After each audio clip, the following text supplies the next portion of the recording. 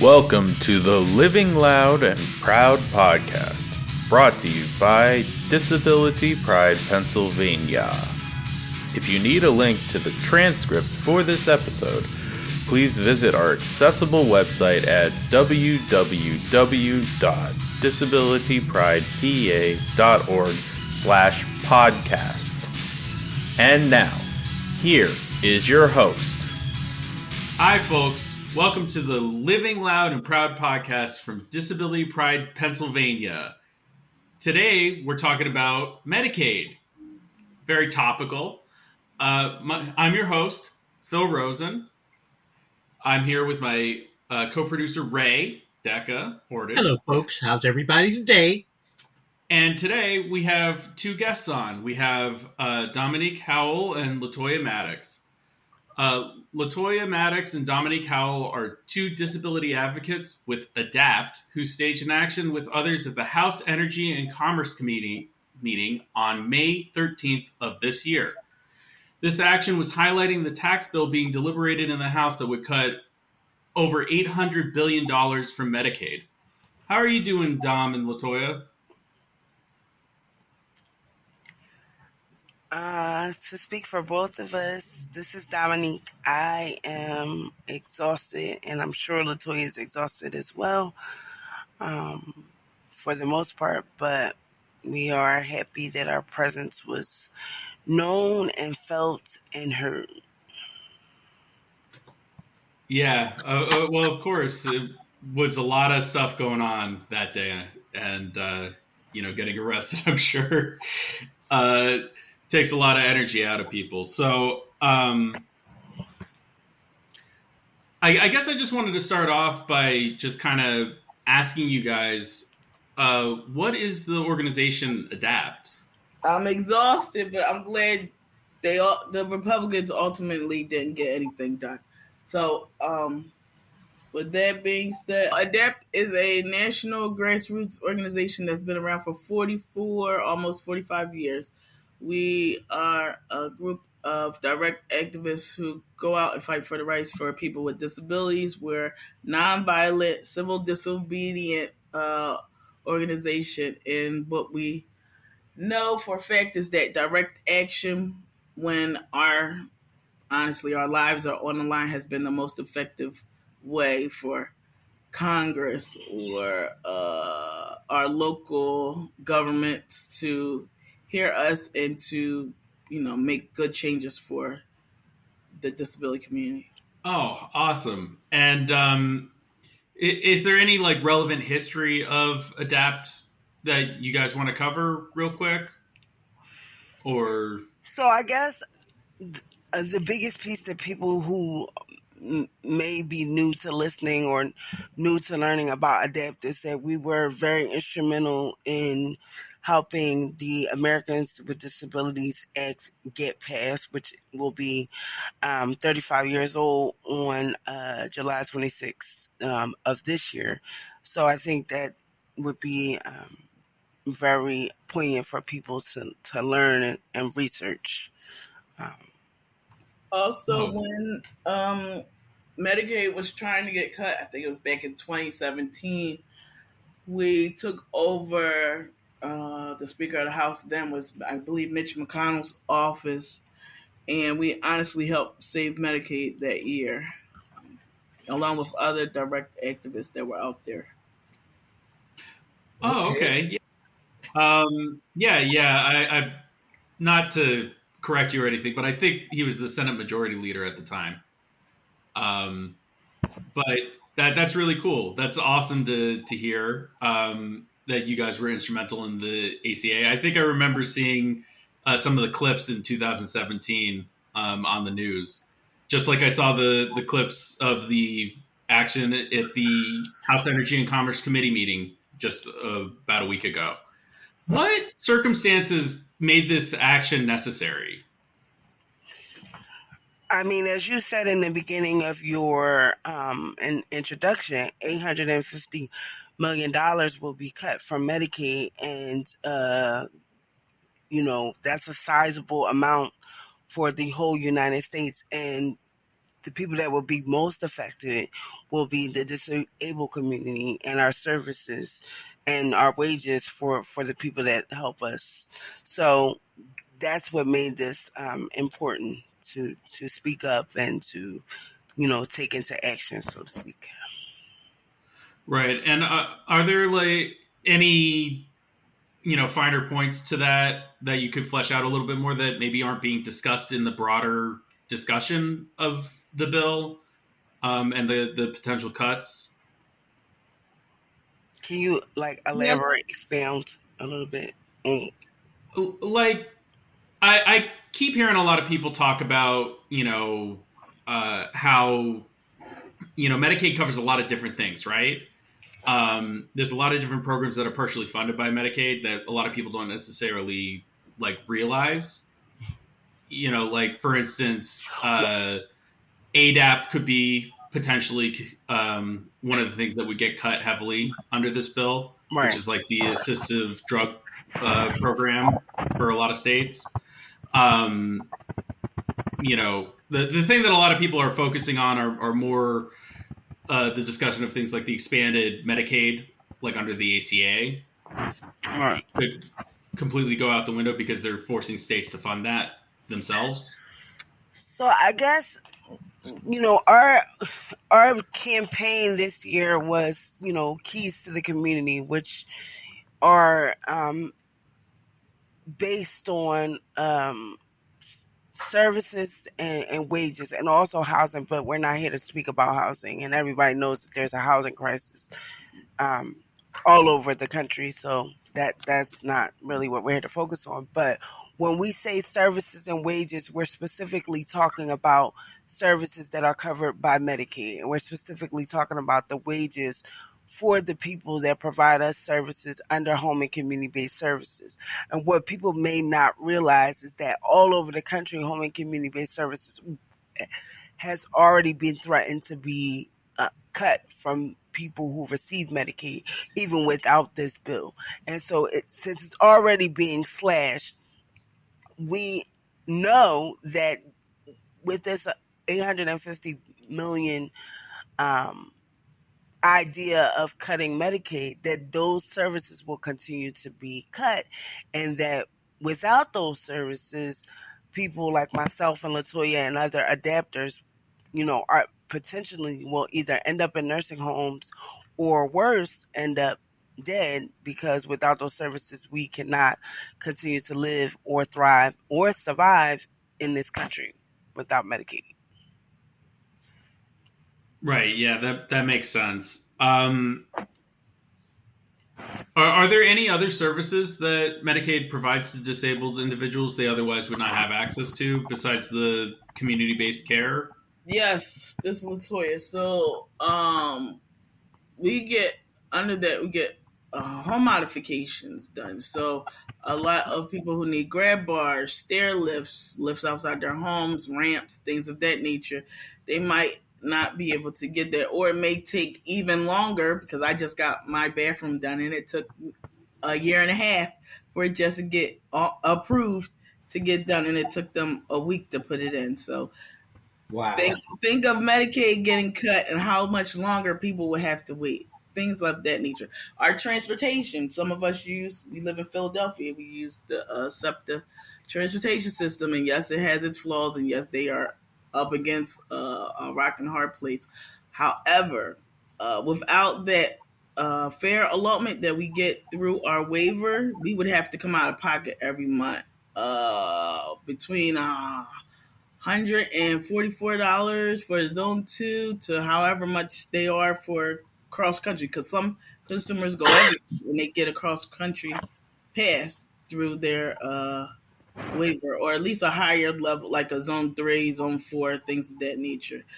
We get that money. I mean, we get our transportation and our home modifications through the Medicaid home and community based service waiver system. So.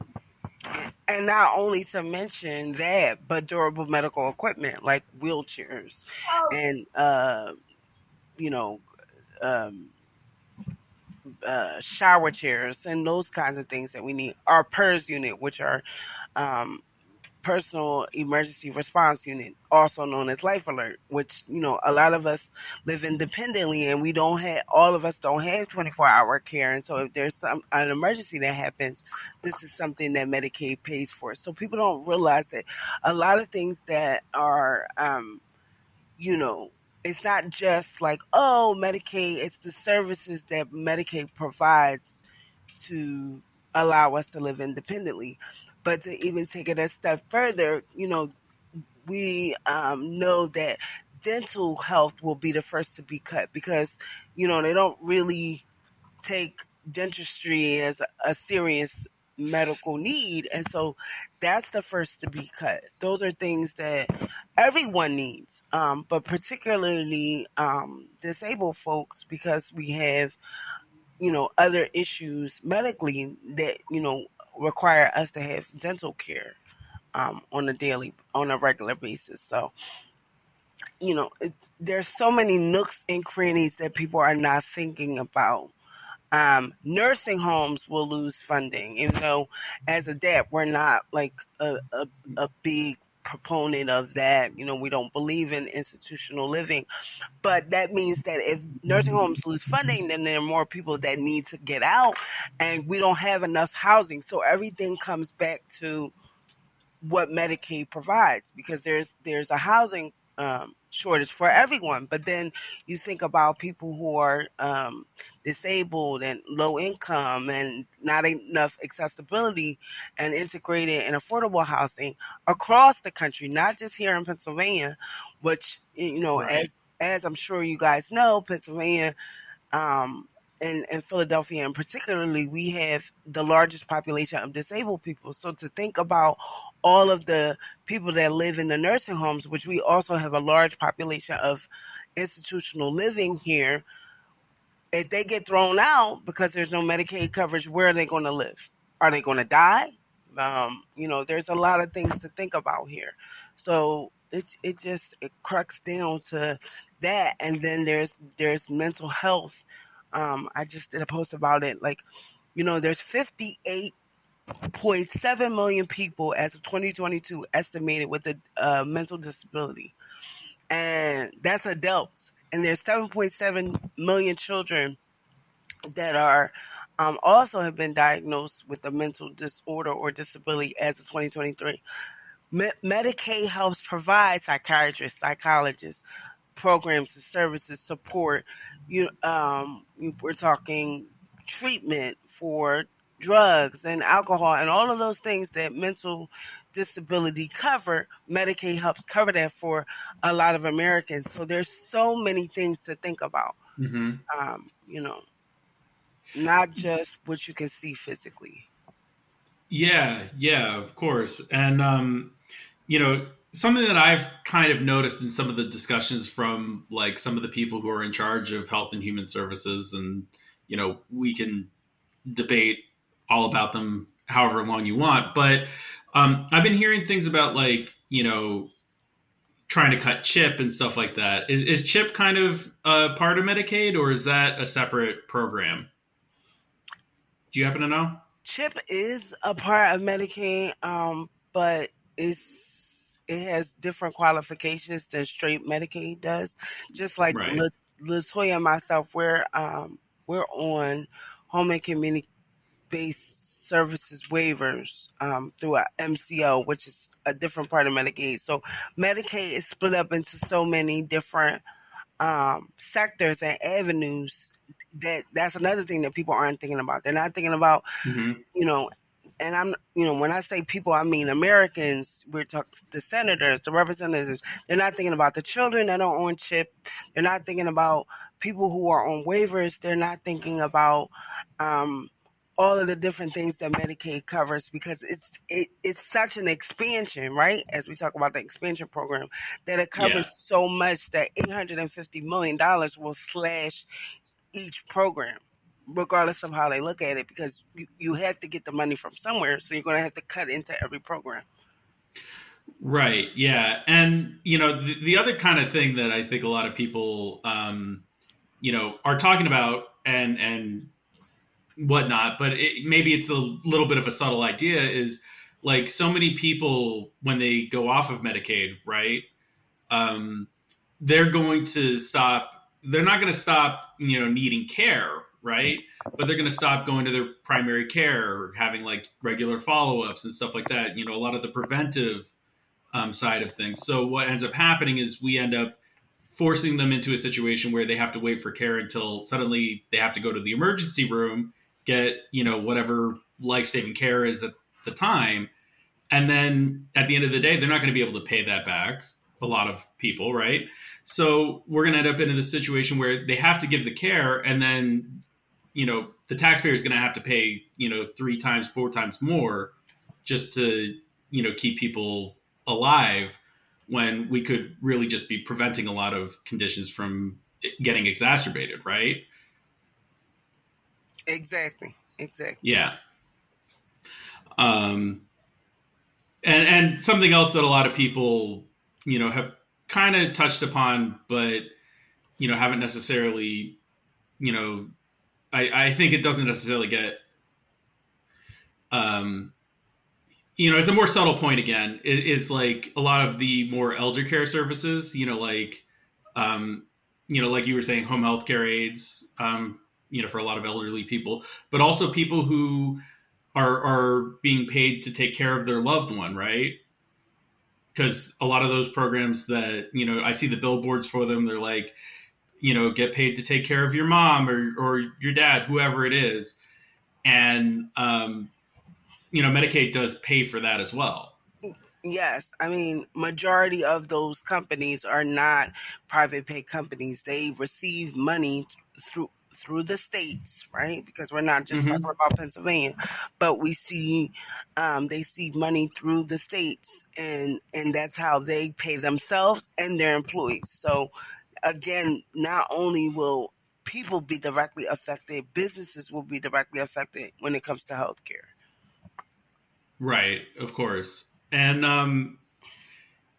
I guess another question I have for you is, do you guys have any like stories of people like utilizing Medicaid or getting on Medicaid and suddenly they have access to a whole bunch of things that they didn't have access to before? Or is that kind of outside of the scope of what you guys are talking about with everything that's going on? I can tell you a story about a friend, an ADAPT member, to keep it on the ADAPT total ball. They lived in Texas, and they were receiving home and community-based services out there. And yes, Texas is, a more conservative state. And they weren't, they wanted to move. So they, found a house in North Carolina, moved to North Carolina. But guess what? Medicaid doesn't cross state lines, so you have to start from scratch. So everything that this person had while they were living in Texas, they lost when they moved to North Carolina. It has took for them and their roommate and their best friend to be outside doing direct actions and, calling out the Medicaid directors in North Carolina. And ultimately they have home and community-based services now. They have attendant care wages now, and they finally were able to get a new wheelchair, and their roommate was able to get a wheelchair. And they both used attendant care services. But that was a fight, and it was like, I think they've been living in North Carolina for 3 years, and I think they're just now able to like really, live. And that's not saying they're living without any issues, because there's a lot of issues down south. Down south is not up north, so we have to fight a lot. And we did go to North Carolina. ADAPT did go to North Carolina last June, and they went to the representative of the Medicaid director out there. Showed up. It was a bunch of them. Showed up at the office. They're on ramps. They're on and blocking doors and blocking stairways. Sitting in people's parking spots in the parking lot, things of that nature. So yeah. So, and it happens to all of us. We don't. Dom and I. we love living in Philadelphia, but we don't. I know for myself, I don't want this to be my last resting, you know, state. I want to be able to leave when my son graduates from high school and venture off and do me and possibly live in another state. But I'm afraid my Medicaid is going to get cut. So why would I leave? I'm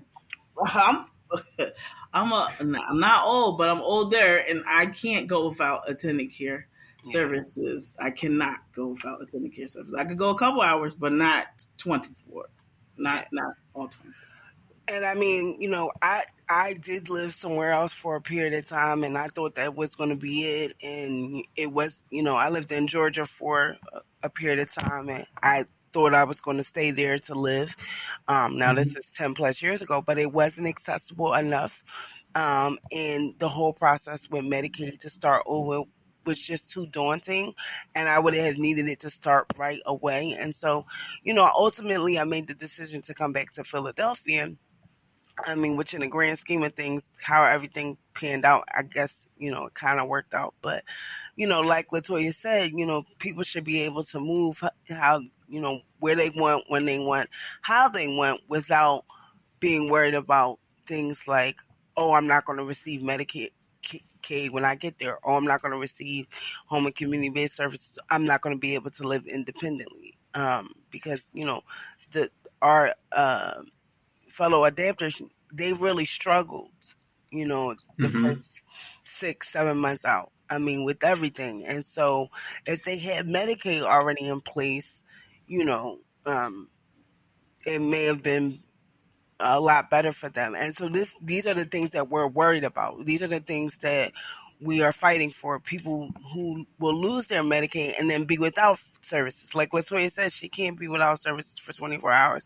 And to be quite honest, we're two different people, but neither can I. And so, and we already have a hard enough time here and in all the states with keeping our attendant care just because of the way that the politics are behind the waiver services. So imagine what happens when we, when we lose it. The disabled people who are employed, that means that, our employment is infected. The people that are, housed, that means our housing is infected. So there's so many things that will happen to so many Americans with disabilities if Medicaid is cut this drastically. It'll trickle down and it'll be a mess, and the country will not know how to clean it up. They can say they will not. They will not know how to clean it up. They won't know what to do. And I make a joke, but it's like District 12 from the Hunger Games. It's right. Every person for itself. And so, Adapters has always been out at the front lines when it's important, and that's what we continue to do. And that's the power of Adapt. So. Right, and I mean, I'm just thinking about it. 3 years. I'm just doing like quick math in my head, but that's a few days shy of like 1,100 days, right? That's a crazy long time before like you get your services back. Yes. And that's oh my gosh. Yes, and to think she's. That person is not in a place like Philadelphia. She's in a rural place, and it's not as accessible and all of these other things. So it just we're thinking about the people in rural areas, city areas, metropolitan, like everything is, it doesn't matter where you are. This will affect you a great deal. So. Yeah, I'm always having to point that out to people, especially people with disabilities who are moving to areas like that. They don't stop to think that, it's not as convenient as it would be like a place like Philadelphia, Baltimore, or New York, the public transportation. Yeah, it can be real daunting. Mm-hmm. Mm-hmm. Yeah, and Americans shouldn't have to face that. People with disabilities should not have to face that. That's not, Yeah. We did not ask to be here. We did not ask to be disabled. That is not how this works. And so we should not be punished or violated because of, who we are as people. So.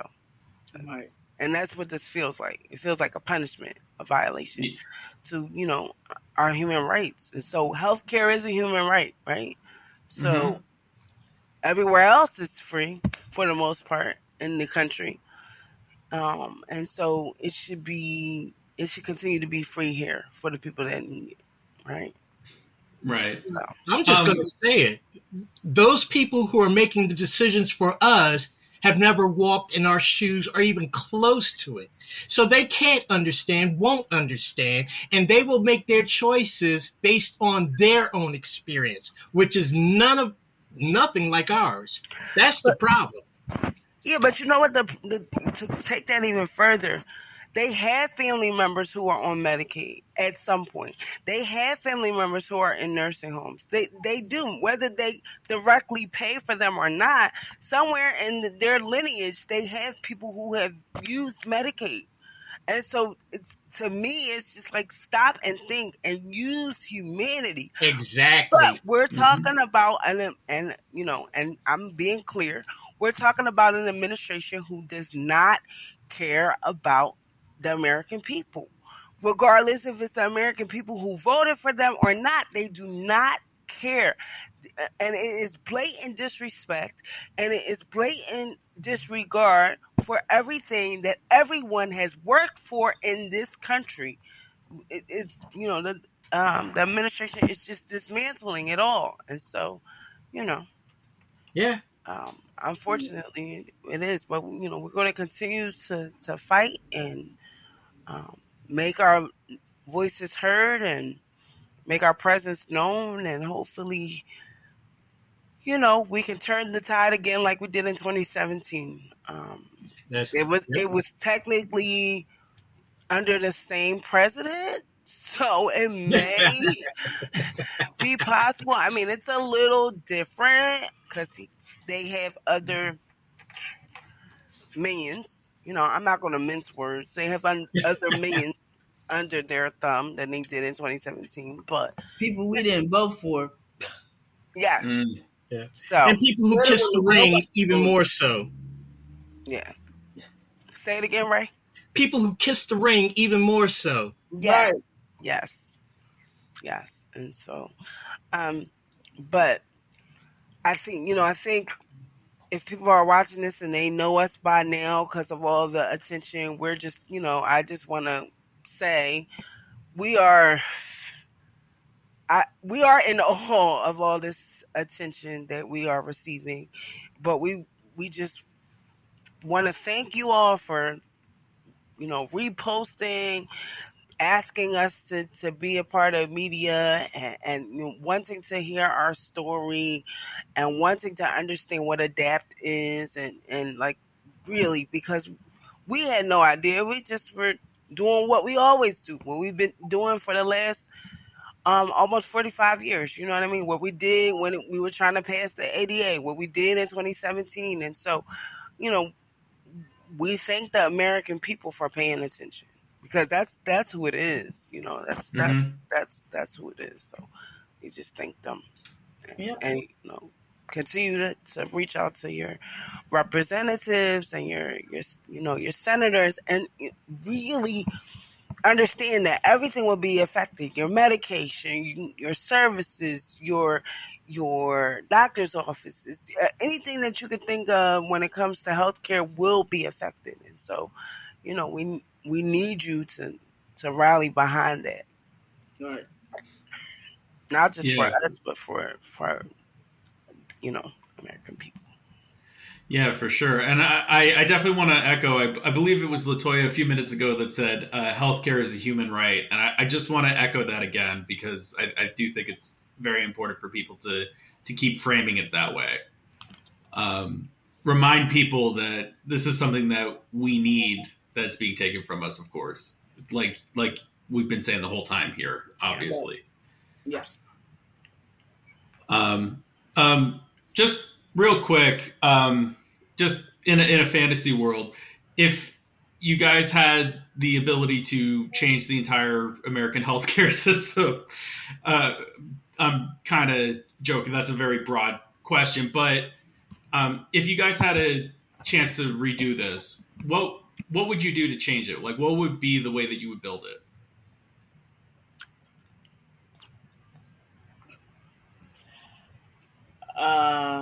This Latoya, so I guess make it free for one.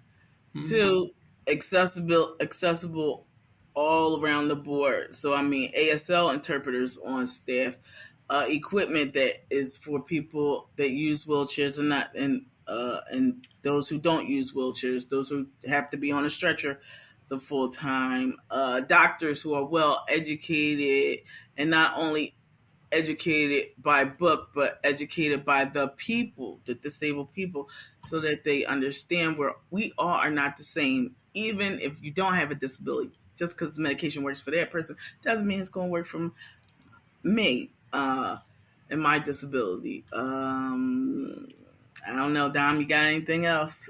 I mean, DEI is like, saying transgender. It's weird. You can't say either one right now, right?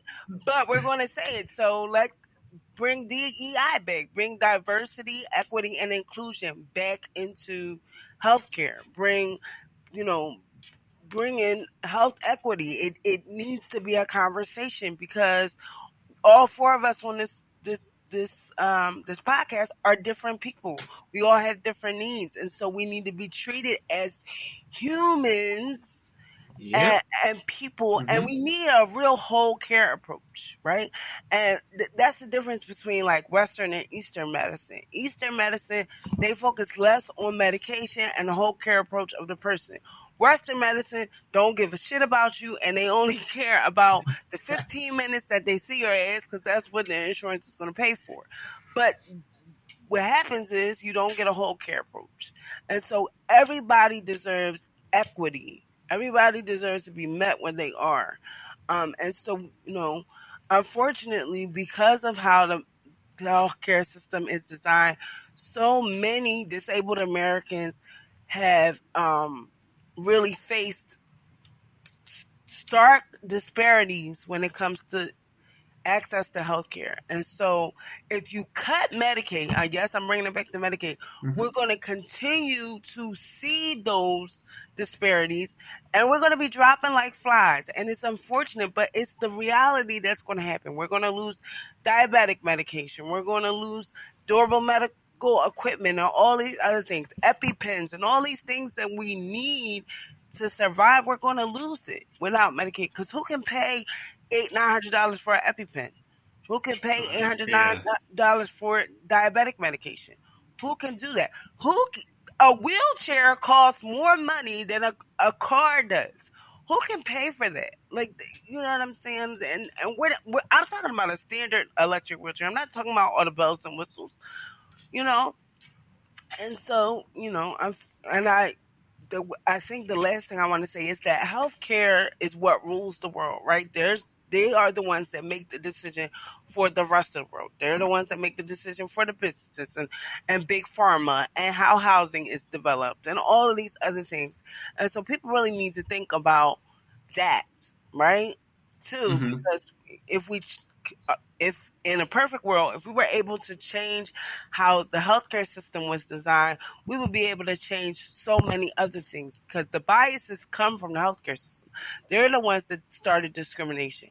They're the ones that started the biases. They're the ones that mistreated the patients and allowed, people to die and have, influx of flu and polio and all these other things. And I'm being like really transparent here. But now we have these services because people like ADAPT members and other folks over a period of time have fought for this. So now we have it, and now we're going to take it away and we're going to go back. We can't go back. Like, there's no way. That would just be detrimental to the whole country. And obviously the world, because the world is watching us, right? The world is watching. So. Right. Well, and there's been a lot of things that have also been affecting the rest of the world too, with a lot of the budget cuts as well. Not that it's really relevant to the discussion. I'm going to stay away from that topic. But any last words before we sign off here? To learn more about ADAPT, visit www.nationaladapt.org.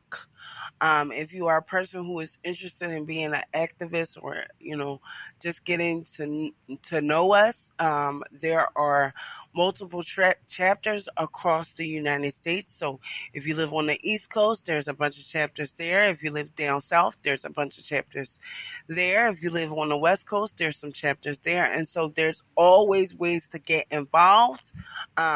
Remember to call your senators. There's this great app called Call 5. And you can use it to on your phone or on a tablet or on your computer. You go to it and you put in your area of where you live, and all your representatives and senators come up, and different issues that are currently happening and bills that are currently being considered are there. And so you can tell your representatives, hey, no cuts to Medicaid. And there's a whole script, so you don't even have to worry about saying anything. It's something quick and easy to do. So I think that's where I'll leave it. I don't know if Latoya has anything else to add, but that's Yeah, my little tidbit is nobody's free until we're all free. So the work is never done. And we're out here. We'll be out here. Look for us online or on the news. You never know. Yeah. We're on Facebook, Instagram. We're on TikTok. So, we're on all the major social media outlets. And, like she said, you never know. And no keys, no freedom. So no Medicaid, no freedom. So, yeah. Powerful words. Well, thanks for coming on, Latoya and Domonique. This has been a great discussion. Yes, definitely. Mm-hmm. And thanks, folks, for tuning in. We hope you found this discussion engaging. If you like our podcast, please share it with anyone you know that you think would be interested. Like it on all the different platforms. Engage with us in any way you can. All right, folks. That's it for today. All righty. Have a good day now. Please visit our accessible website at www.disabilitypridepa.org.